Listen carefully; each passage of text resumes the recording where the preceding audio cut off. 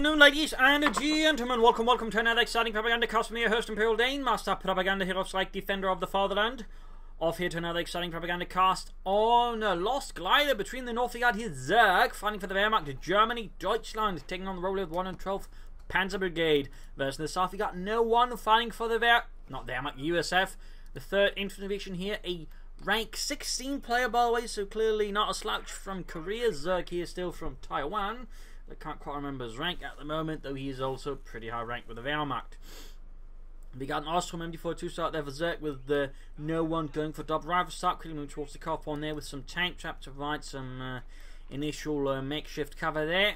Pioneers also advancing pretty aggressive there for Zerg, though of course the Ostrom actually, despite sort of being defensive infantry, also allows you to be more aggressive, since of course you don't have to train, you just call them in. So in that way just allows you to play more aggressive. The interesting thing to note here about Zerg start though is it's not the usual you'd sort of see from a northern player on those glides. Normally, again, they just want to swing towards here, secure the territory here, but he's actually going rather aggressively forward here, trying to establish some more control of the centre, possibly push westwards and in towards the fuel point here. We got tank traps up again, Bart wiped, so this time make it hard for his opponent to use the cover. Second Ostrom squad arriving up north for Zerg. In the meanwhile, we can see that no one, while pushing westwards, is also making it, over to us towards the east. So there's certainly a bit going on there.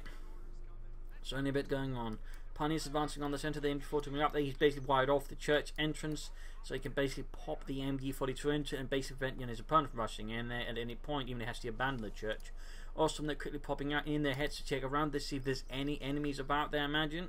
Doesn't want to risk anything. Rifling up, they're going to be right in front of the MG42. Ostrom couldn't move down to support. And we got the second Ostrom squad moving eastwards alongside the Pioneers. So Zerg here, splitting up his approach here a bit risky yesterday. Very much genuinely want to have a unit within supporting distance of each other, which is currently not exactly what he's got there. So this is a bit more risky start, but in this case works out there. He's trying to start maneuver the MG42 in the church. Didn't quite work out for him, partly due to the terrain. So the MG42 was able to suppress them, push them back. Ostrom remaining here might just be slightly forgotten about, not want to deal with other things. They will move. Pioneers laying down sandbags, but caught here, got the Ostrom moving up. Riflemen charging forwards. Get those damn krauts! Ah, damn, more of them. Pushing them back there.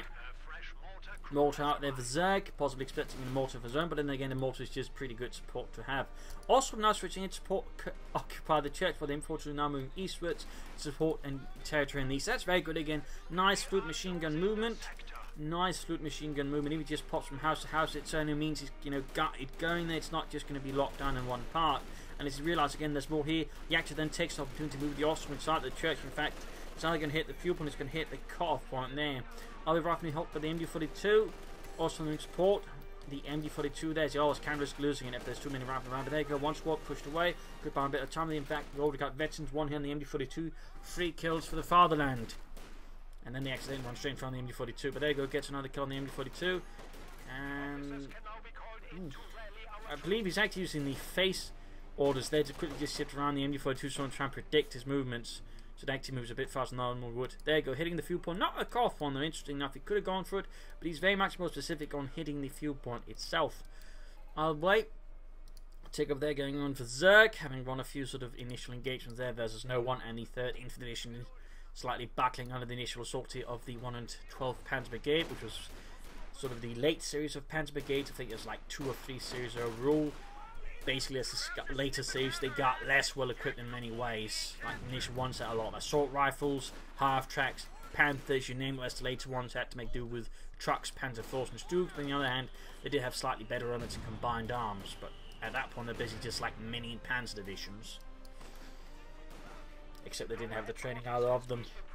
But also when they're fighting against the rifle charging force, they need to retreat them.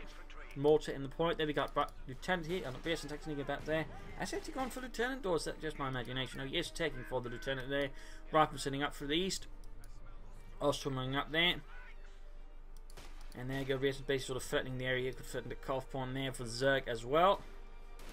There you go, Rifleman catching the Ostrom out and open, pretty bad there for Zerg. Going for regular Grenadiers. Some players like to do that, though it's rare to see them actually go for sort of Grenadiers. You can sort of support the Ostrom with a light machine gun, for example, gives them a bit more extra heft. On the way, one Grenadier squad on the way for Zerg and the 112th Panzer Brigade. Rather than blasting away, this is pretty much just a lost cause. When there's only one window to fire back from, they got 10 riflemen firing at them. I mean, I'm not entirely sure why he's doing this, to be honest. I'm guessing he's trying to buy time or something. Meanwhile, they're hitting the cop on neck, and the diesel moving in. Could go for light machine gun there to add on them.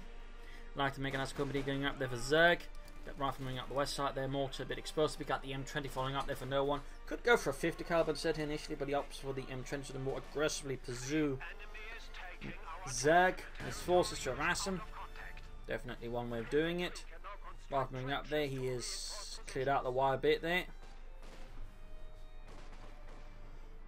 So I'm guessing he's used mortify something else because he's got no wire cutter, so that's basically the only way he could have dealt with it. Plus the other wire there's damaged. So that's basically his way of clearing out the barbed wire artillery. Got a 2-2 there for Zerg. Again, with the Lieutenant out, he's probably anticipating either an M20 or the AA half, in which case the 2-2 can be sort of helpful in one way or the other. The Lieutenant charging force plan is going to be penned in here between the Pioneers and the Grenadiers, which is not going to work out for the Lieutenant long term. He's going to have to treat him right on the spot before he loses him. It would be quite costly for no one to lose his Lieutenant without really, you know, achieving any kind of serious impact there versus Zerg. Got MD42 setting up to come broadside there. Very good work by Zerg. Again, fluid machine gun movement makes it harder for the opponent to predict, and overall allows the MD42 to have the sort of most element of surprise and potency. Got the M20 moving up here for the eastern roads and eastern fences. Apparently driven by a miniature Visigoth or something. And there you go, they've got the 2-2 moving in. M20 is going to be a bit vulnerable to that. Apparently he did not anticipate the 2-2, or otherwise he could have actually laid down mine to think beforehand if he actually hasn't spent the resource on something else. I'm guessing he hasn't. Oh, a bit of bad situation here. He's basically trying to buy time. The problem is he can't really pop out of the vehicle at any time you save it. He's basically going to have to pop it out there before it's too late. Oh, it might be too late here. Oh, no, they got in time. They got in time. Means he does have the bazooka there as the 2-2, but the 2-2 or the M20 itself will likely go down there to the 2-2, and there you go. The M20 gets blown to bits. They almost got the 2-2. We got Ostrom and ultimate support here. The echelons falling back. The vehicle falling back into the echelons. Mortar in the center being overwhelmed there by Pioneers, though. Very low on health, down to one man. In fact, just poor Sergeant Steiner pushing onwards for the rest of the Pioneers. At the same time as all this happening, a fresh Ostrom squad of semi-fresh has hit the fuel point again, punishing no one's heavy push into here by leaving nothing to defend the west, no fighting position or anything. The Zerg, they're exerting some very good harassment here versus no one, and is now going for Panzer Grenadiers. Aggressively pursuing more aggressive infantry with more firepower to that way challenge no one's forces in a much more decisive manner, in particular since no one actually doesn't have a ton of infantry, and more importantly has not upgraded his infantry with BARs. The Panzer Grenadiers here would be an excellent choice for Zerg. Excellent choice. Still no one is keeping up pressure there versus Zerg. Not refusing to be done in by those damn crowds. They're certainly not having an easy time of it. Are the Panzer Grenadier squad there arriving? There's the Faserland. Firing away at the church. BARs and Thompsons there blasting at close range. And we got Ralph and their mortal supporting as well. He's going to have to fall back soon from the church. He's trying to buy time there for the Panzers to arrive, but I think in this case, if he... I mean, unless there's something getting the villagers, but yeah, he's going to have to fall back. There you go, now just trying to run back and forth, trying to deny them the church. In this case, doesn't quite work out. We got the Panzers around there. We got the 2 remaining support here, the Panzers as well. There's some additional firepower.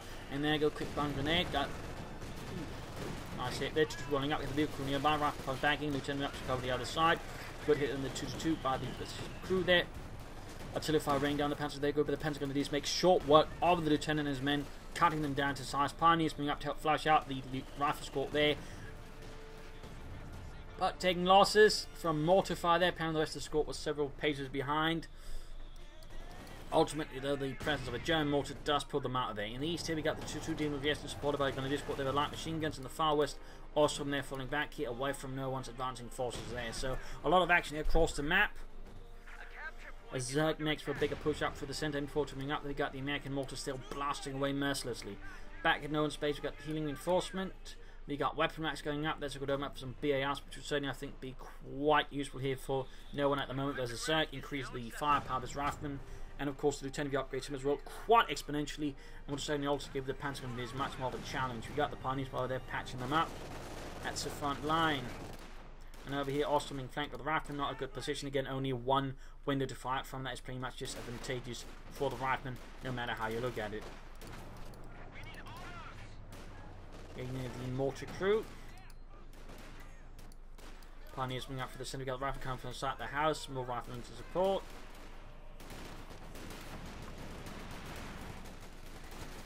Lieutenant advancing as well. Pioneers on the run. Panzer going to be advancing. And they're going to send the Yamaha people on very good choices. His ability some Wehrmacht players tend to neglect or forget. But I mean, well timed, it can really sort of have an impact. And particularly if the opponent is really aggressive, it just tends to, just not quite pay attention fully to his men. That can really quickly do some heavy damage. But there you go. No one laying down the smoke screen on the MG42 infested church, allowing his men to advance to the actual way. But again, Zerg here quickly shifts position there and turns the game here on him. Popping the Panzer inside the church, saving them from the rifle lieutenant, while the MB42 repositions here in the cemetery. In this case, still Wasp bit still to set up and reload, allowing the rifle lieutenant to get past to an extent. Well, at least didn't quite work out there. Just trying to get taken fire there from the bazooka team, almost losing it. And mortar fire there raining down the MB42. We've got the German mortar there, probably trying to silence the American mortar, hiding behind a well. And down here in the east, Rifleman versus Ostrom, then likely soon to happen. So a lot of back and forth between the two.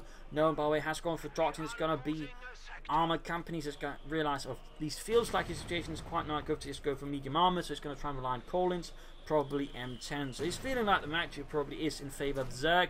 Then again, I mean, he's actually gone for 2 Panzer Grenadiers, so Zerg here is also feeling reasonably confident while he's taking up.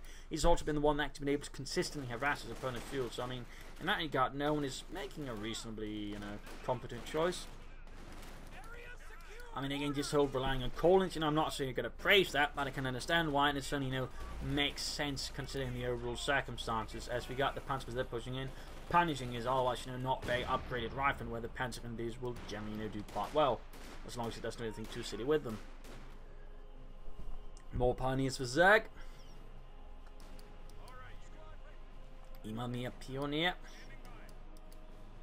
112th Panzer Grenadier Brigade sending its Panzer Grenadiers westwards. Mortar fire continues to rain down on the church.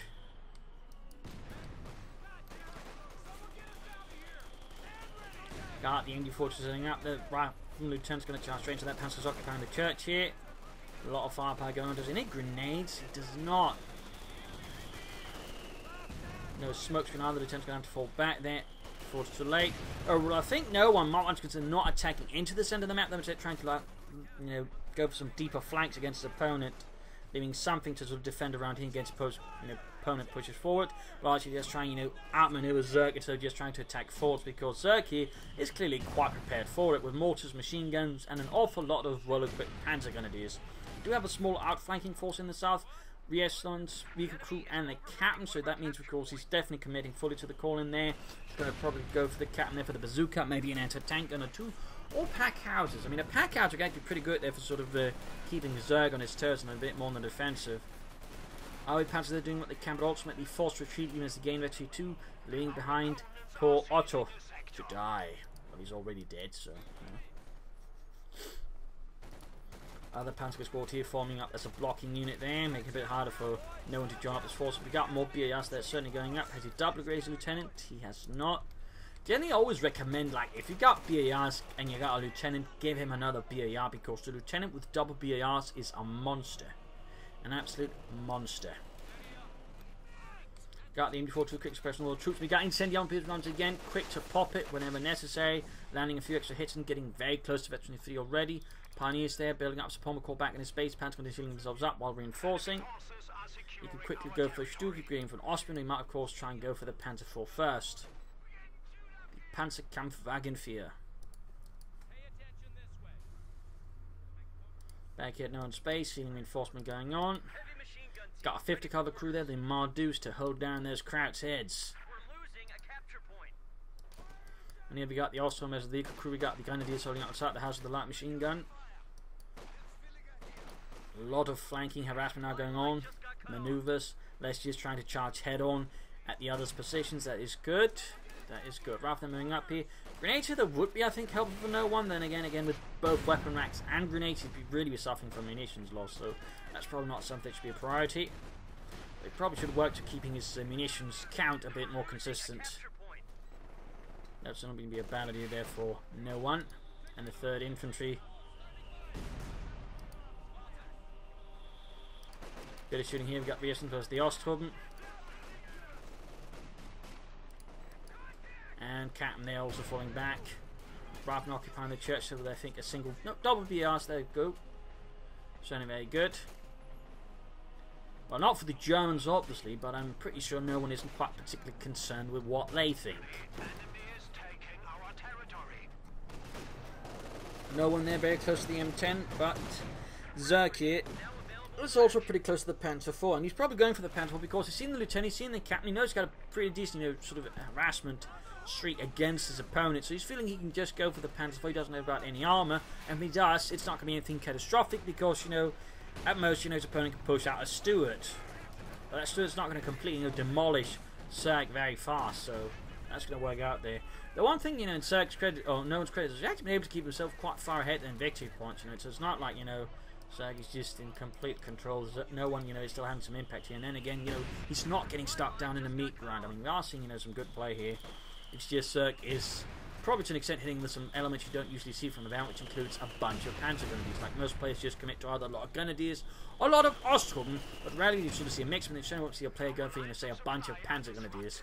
We got grenades up, so he does commit to grenades on top of the weapon racks, and he hasn't yet fully upgraded his forces with the weapons either. So he's really, I feel, overextending his munitions right here. Bit risky, but there you go, flanked on the machine gun. At the same time, Panzer coming out the flank as well. Very good maneuver there, actually, by Zerg. I mean, good flank. They're sort of just taking a longer path, getting behind, and this way cutting off no one's support weapons, demolishing them, and stealing away the 50 caliber. Plus the mortar. They can't steal the mortar quite yet, but still getting that 50 caliber, the mortar out of commission, plus stealing the 50 caliber is pretty big here for Zerg. I mean, that was a really well executed flank there with the Panzer, and it certainly highlights just the power of, a good old-fashioned flank. Thumbs up there to Zerg. Thumbs up. But of course, no one is fighting back, and certainly the grenades do give him more options. I think you should still try and keep up some more weapons here and there, but still, grenades do represent options, and more options can, in the right place, be quite an advantage as well. And there you go, we got the first M10 out, we got the Panzer IV on the way there for Zerg, and the 112th Panzer Brigade. Smoke screen on the church, very good work there. In the south here we got Grenadiers with light machine guns slowly pushing forward to the front lines against the 3rd Infantry Division, which is now desperately calling on tank destroyers to support them. Fun fact, before, the whole thing in the Ardennes, that whole big mess as the Germans attacked, the Americans, actually, the High Command had actually pulled away half of all the tank destroyer battalions, replaced them with anti-tank gun units, but still called them tank destroyers because they're quite annoyed with the fact that most of the American, frontline commanders used the tank destroyers as tanks, and they did not want them to do that. So their reaction was basically just, take them away, which left them, of course, pretty in a bad spot there by the time of the whole Ardennes assault. We got the M10 that charging straight to the base. Holy smokes! He just... Oh, God! He crushed an entire Ostrom squad, the medics. He's just... 15, 17, oh my God, it's carnage. Oh, 20 kills. He just, I mean, they've nerfed it, but clearly if you can sort of, build your base like this where it just creates a series of funnels, you really make the M10s still very good. Holy smokes, 20 kills. With a single M10, so many casualties. That's going to keep his infantry out for some time. I mean, the Ostrom is the only thing he can quickly reinforce and get moving. Good Lord. I mean, that M10 just earned itself in there. Even though some of those kills were medics, I mean, that's just 3 of them. The rest, that's still like 16 infantry kills plus that 2-2. That M10 earned itself in there. Good Lord, on a poker stick. You can see there, just no one is just now pushing the entire front line after again just decimating Zerg. Just crushing him, literally crushing him. That's got to be... I don't think I've actually ever seen such a brutal M10 crush ever. And that was even before it got nerfed. I mean, just all of those kills in one go. That's horrifying. They've got the Panzer IV, they're trying to carry the weight there while you get the rest of his force rebuilt. Again, the Panzer gun is pretty much the tip of the spear, and the tip of the spear got bent there by the M10. So meanwhile, he's just pushing forwards very aggressively again. He's pushing forwards with bazookas. Again, Zerg is trying to get that Panzer. We've also got the M10 rolling through here. Just things are not looking good for Zerg and the 1 in 12 Panzer Brigade. He just got completely blindsided. And the Panzer IV is trying to blitz. He's trying to blitz. The M10 continues. The M10 continues. Gets the Panzer IV with a long-range shot, bursting the ammunition open, blowing the entire thing apart in a shower of smoke, metal, and screams. Pioneers are laying down Telemann here behind enemy line, trying to catch off the opponent's tank destroyer. Would be fun if it worked out. Oh, got hit right before it got finished. Oh dear. Zerg here is going to need a Stug. He is going to need a Stug to actually challenge, his opponent. Meanwhile, he's keeping all his infantry outside the base because he knows, oh, he's just going to drive straight in there and he's going to crush it. So he's just going to try and push on with it, trying to keep his, opponent, fixed and everything else. He's trying to murder as much infantry can with his Panzer Grenadiers, while the M10 is, occupying his base, buying time for the Stug as well. So I think Zerg here is making the right decision. But that M10, 20 kills. Ugh. The stuff of nightmares. For Germans, that is. I'm pretty sure for most American commanders, that's a wet dream come true. Anyways, Panzer continuing to turn out negative count again. They're just threatening. But there you go again. The M10 just rushes in. Threatening. Total threat annihilation. Forcing a full retreat again. Just allowing no one to establish horrific frontline control. But still, he'll have the Stug soon. As long as he doesn't do anything silly with that, he should have a chance to push back against no one once more. No one might want to actually consider some assault engineers just to be able to lay down mines, further fortifies control over the map here versus opponent. More 50 caliber scores, just some way of just establishing control, because right now it's not really got a lot of defensive measures. He can actually be quickly pushed off with a bit of luck, and still got also that 50 caliber manned by Panzer Grenadiers, which is an awful lot of firepower, by the way, in one German unit. Meanwhile, Pioneers fighting desperately against Rifle Lieutenant, a siege, which I fear they will not be able to win. There we go, White Flamethrower dropped. Still did some damage there, bought some time. Smoke screen here on the 50 caliber, forcing their Zerg to redeploy. M10 moving ahead. We got the Stug here rolling forward for the 1 in 12 Panzer Brigade. There you go, direct hit, and he's going to get closer to the Panzer Faust. He's going to lose the M10, he's going to lose it. And there we go, damaged engine, low health. Stug's going to take it out. And there we go, Gunner Otto leaves it a blazing ruin. And there you go, Captain on strength from the Panzer Grenadiers, 2 squads, highly veteran and white, both bazookas dropped. You should grab them with an Austrian squad of some Pioneers. That would form up an improvised anti-tank team versus no one.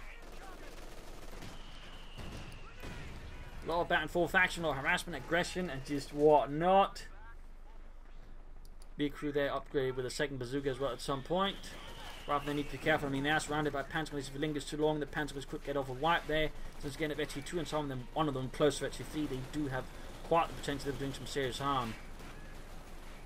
Rather than gaining FT3 themselves, but they are still fighting a losing battle. That is a lot of assault rifle fire there. Even as he's pushing through the centre of the fresh 50 caliber, it needs to be a crew they're losing out to the Grenadiers, just trying to stall them. And there you go, right force weight, but again, too late possibly. Nope, 50 caliber they're supporting, a line for the retreat there. Very nice work, Lieutenant, blazing forwards. Still only 1 BAR by the looks of it. Really should upgrade with a second one if possible. Bazooka's not secured by Zerg, but then again, neither by no one. So, no one has so far grabbed them. Ha ha ha. Then again, he might grab them, and that he actually has grabbed them. But so far, no one has. Stug they're rolling back, could upgrade with the machine gun for a bit of added anti-infantry. We got a 3rd Panzer Grenadier squad here. Zerg just doubling down on punishing no one's troops, showing them the true might of the German Panzer Grenadier. The finest infantry is the world. Ostrom there rolled back as got the rifle counter-attacking. 4 and 12 versus 298. Another M10 out there. Zerg can soon go for a second Stug. Yes, they're moving about. No bazookas, but they could actually grab both bazookas there if he realizes it. Push up here towards the carve point. M10 slowly pushing back infantry since he's got no anti-tank on them. No, say, improvised bazooka teams. Slow push up here. Note again, someone taking a deeper route here to flank up behind. Very good work there by Zerg. Very good work. Got a veteran for the MD42 there, pointlessly firing away at the MD42, wasting precious German munitions. Pioneer sneaking up there. Again, very deep flank there. He's taking no chances. He's not intending to run into any lines. And if there's nothing, I mean, yeah, great. But if there's something, then he can sort of get behind and catch something in a really bad spot. That's even better. Yeah, 3 Panzer Grenadier squads, 1 Grenadier, 1 Ostrom, 2 machine guns, one of those are 50 caliber plus. Now, 1 Stuke with a second on the way versus Rifleman Lieutenants, Vehicle Crews, Re-echelons, a 50 caliber mortar, and of course the M10. No one now controlling the map here, continuing to bleed out Zerg and the 112th Panzer Brigade, but Zerg is certainly giving him quite a fight in return. He is not letting him have it easy.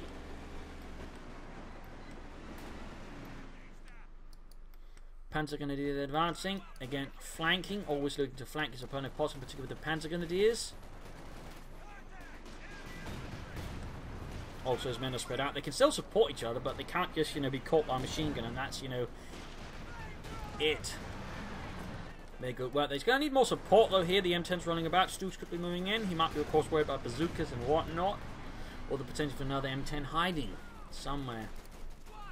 So some units are being pushed back. He's keeping up pressure. He's got the Stuke waiting there. We've got the infantry moving up support. We've got the mortar there decrewed but not secured. And I've got the Stuke here moving in from the other side. That's interesting to note that he's attacking with the Stukes from several sides in this case. I mean, in theory, if you sort of attack them at the same time, they can still support each other. What that means is it becomes a lot harder for you just no one to outmaneuver and both of them at the same time. Also gives us a few more options sort of tactically in some ways. But again, it does come in terms of micromanagement with a bit of price. I mean, again, he has to sort of manage them over a lot larger amount of territory, so it's not, of course, without its flaws and faults. There you go. Panzer pull off a flank. There goes Stuke tank from the front, and at the same time, the second Stuke now moves in for the side, trying to crush the Grenadiers with active proof speeds. Downfall is moved straight into the line of fire of the Stuke, then gun out. And then going to them 10 out. He's got another one on the way there for no one. Another one. In the meanwhile, Panzer Grenadier taking, advantage of the flanks. He just pushed straight for the victory point, cutting down the mortar crew there, leaving no one dreadfully short on support. But you've got the Panzer there hiding out behind the wreckage of the burning tank destroyer, though they can't see it. But there you go. As soon as the Stuke crushes it, though, smoke lifts. The fire's still there, but they're Panzer Grenadiers. They don't care about such. He just moves straight at the lieutenant, forces them back, and slowly guiding them. Plus, of course, we've got the 50 caliber Panzer Grenadiers. But there you go. Another M10 blazing straight through ahead. It sees weak prey and it wants it. Straight into the line of fire of the first Stuke there, close to Victory 2, going for the other one here. Should probably prioritise the one with lower health, but he can't because that Leeholz kept a bit of distance. Very good work there. Not enough useful for target weak point. Oh, looking a bit rough here. But there you go, Victory 2 on the Stuke. Almost got one there, but at the same time. Oh, Panzerfaust there from Jürgen. And the M10 goes down. Another M10 lost there for no one. Both Stukes operable. Zerg with a sizable infantry force. And now a lot of weapons secure. A second 50 caliber machine gun there. Falling into the hands of Zerg.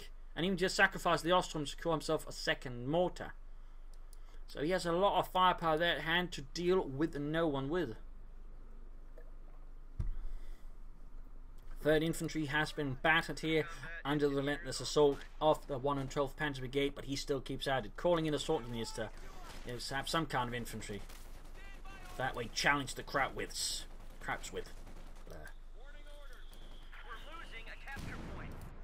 27 kills, 20 kills.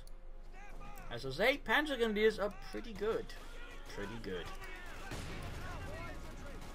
There you go, big BR assault there. Storming Zerg's frontline center there. Again, got the 50 caliber raid that's open up at any time, and there you go, hammering away. Got a smoke screen down on it. Good work there by no one. Mortar comes down. We got this light machine gun there. Also march to fall back a bit risky there actually. Bit risky. Big crew moving ahead to the dog. Bazooka got the M42 coming up behind the tracks, and there goes Stuke rolling ahead. Pearson scurrying away. Mortar, MB43 there, force away. As the assault somewhat works out in the centre, but overall, no one does not have a lot of forces to really follow up with. He's got the assault units moving eastwards there on a lone mission of their own. Orders incoming. The enemy is overrunning one of our capture points. Points they've been grabbed here by the Ostrom 50 caliber machine gun.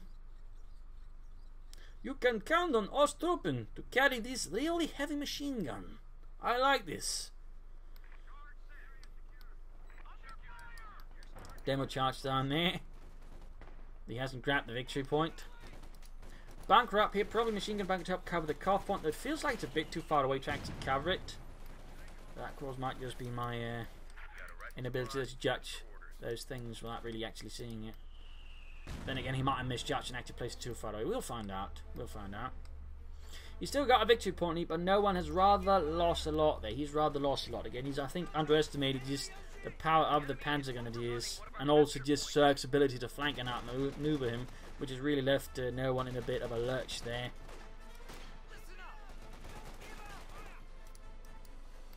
Panzer Grenadier advancing here. Got the eastern victory point. Grenadiers moving in again. Note he's not taking the direct path. He's taking a slightly more direct path, which in this case also conveniently means he avoids the demo charge. Of course, he doesn't know it's there. Double 50 calibers there versus the rear on the side of the house. That's going to last long there for no one. That is not going to last long. Grenadiers falling back, interestingly enough. And there we go again. Panzers flanking behind, vehicle cruising running. And the rear there will probably get wiped. There's just too many Panzer Grenadiers and too many 50 caliber machine guns. Yeah, it's like shooting babies in a barrel. What the hell kind of metaphor is that, Jürgen? Ah, sorry. I probably shouldn't have said that, should I? Nein, you're making us sound like monsters. M10 ready for action. Our supply line just got cut off. Panzers there wiping out the riflemen as they're scurried away, slaughtering them. Just wasted some of our riflemen. Got the M10 rolling up there. 50 caliber there holding up the rifleman there. So that is, I think, his 5th M10? Yeah, his 5th M10. Smoke's been down there against the 50 caliber, of course. Got the second one there. Those dukes rolling in there. On the hunt for tank destroyers. They've certainly proven to be the bane here of no one. And there you go, another M10 bites the dust. Another ball of fire. Brought low by Zerg and the Wehrmacht. Troops pinned down, suppressed here by the western point in the east. Panzer Grenadiers and Grenadiers just slaughter everything before them. And with this, no one looks pretty dead. And there you go, no one surrenders. A loss for America. The 3rd Infantry Division is forced to fall back to another series of lines here as the 112th Panzer Brigade breaks through successfully. Lots of assault rifle fire there, good flanks. Zerg overall slowly but surely outmaneuvers no one, who again really managed one hell of a crush at the M10, which really gave him a lot of time. The problem was again no one's stranding to an extent was a bit short-sighted. His M10 uses while really aggressive also lacked a bit long-term unit preservation, meaning overall he never really built up a cycle force to really dominate Zerg with. Plus, he never really built up any defense. There's no fighting positions and no real mines are, which really made it easy for Zerg to get back. Then also made his flanks even more potent because he didn't have to worry about anything there. So there's certainly a few improvements there for no one. Could have had some beers out sooner, or should have just focused on the grenades. Bit hard to say there, but I also do think he could maybe have considered a pack house or something there from this place. I mean, the pack house is actually pretty good, but it does have tend to get neglected because the mortar is just faster and easier, also cheaper. But the pack house is pretty good there, and I think could also done with quite a bit of good there for no one. He should also, sometimes trying to flank more. He did at times, I think, commit some rather, pointless engagements in the centre rather than trying to catch Zerg off guard. Where Zerg again very consistently displayed some really good flanking skills. In particular, with the Panzer Grenadiers, he displayed some really good elements there and timings, which really I think hurt no one at several points. Particularly when he was attacking, Zerg pulled off some really good counter flanks and just really hurt no one there, pretty much sapping their attacks of strength. So there you go. Hope you enjoyed today's match. Hope you learned something from it. Gave some deals from the matches. If you didn't, subscribe, like, share, and comment on it. And overall, also consider supporting me. Patreon, PayPal, either helps out a lot there. Links in the video description. And overall, also big thanks to my Patreon supporters, which of course allow me to make these videos on a daily basis. So big thanks to all of you. You're wonderful people. If you'd like to send a replay, links are also in the video description. Provide details to where and sort of leaderboards. Otherwise, this is Imperial signing off, and hope to see you tomorrow for another Sunday episode. Bye.